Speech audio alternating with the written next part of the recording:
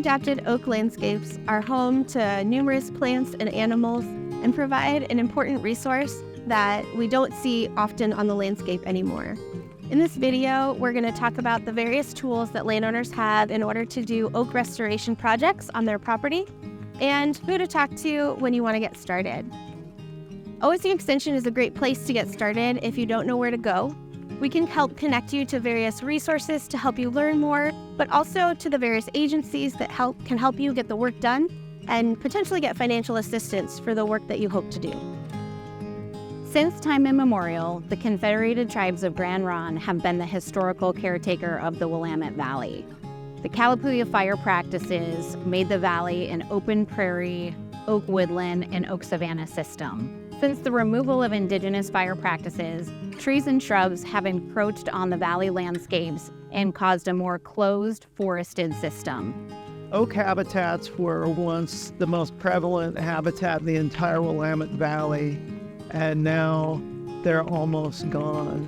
The oak and prairie habitats used to stretch millions of acres across the whole valley bottom and foothills, and today a lot of that land has been lost. There's less than 7% of those habitats left. However, they support some of the highest biodiversity of birds and plants and insects that are really valuable for all of us. Conservation happens on the site level. It happens on individual properties with individual people. Oak and prairie partnerships exist across the whole entire Pacific Northwest. And these partnerships are made with agencies and organizations and nonprofits and tribes. A lot of the oak and prairie habitats exist on private lands. Really enjoy working with landowners because they love their land and they all have a love of really big, beautiful oak trees. As projects go on the ground, though, 20 acres, 100 acres, 150 acres may seem insignificant, it's providing habitat for so many different species. Oak cannot be overstated as an important food source for tribes, and restoration of oak habitats is a priority not only for the tribe, but for several other land managers in and around the valley. In Lane County, we have a particular project called Rattlesnake Butte that totals 269 acres and is an oak-dominated system. We have used lots of federal, state, local, and nonprofit partnerships and funding to begin and continue habitat restoration on this site. And for the first time in over 120 years, this past October of 2023, we put cultural fire back onto the landscape. ODFW works closely with counties to implement a tax incentive program called the Wildlife Habitat Conservation Management Program. That program allows landowners to have properties zoned, typically farm or forest.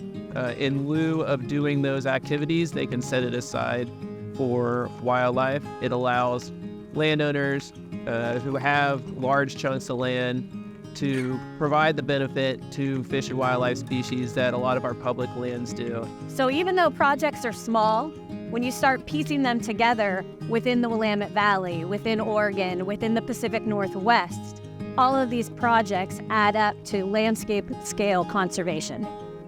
Oregon Department of Forestry has partnered with various agencies across Lane County, including Long Tom Watershed Council, OSU Extension, Natural Resource Conservation Services, and Oregon Department of Fish and Wildlife to implement a oak restoration project.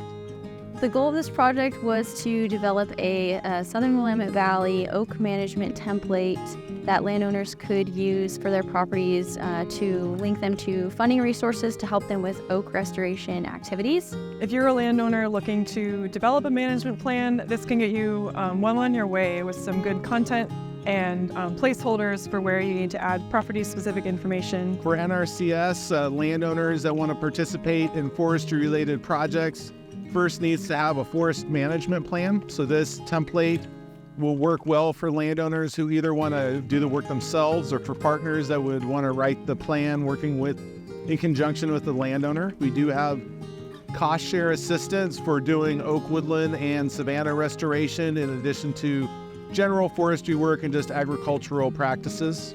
It's really important that landowners are able to call anyone of these conservation organizations and get directed to the right group of cooperators and partners to get the outcome that they really want for their property. There's lots of resources to help you get started on your oak restoration project. Please feel free to reach out to OSU Extension or any of the partners to get started. You can get more information by visiting our website at OregonForestManagementPlanning.org.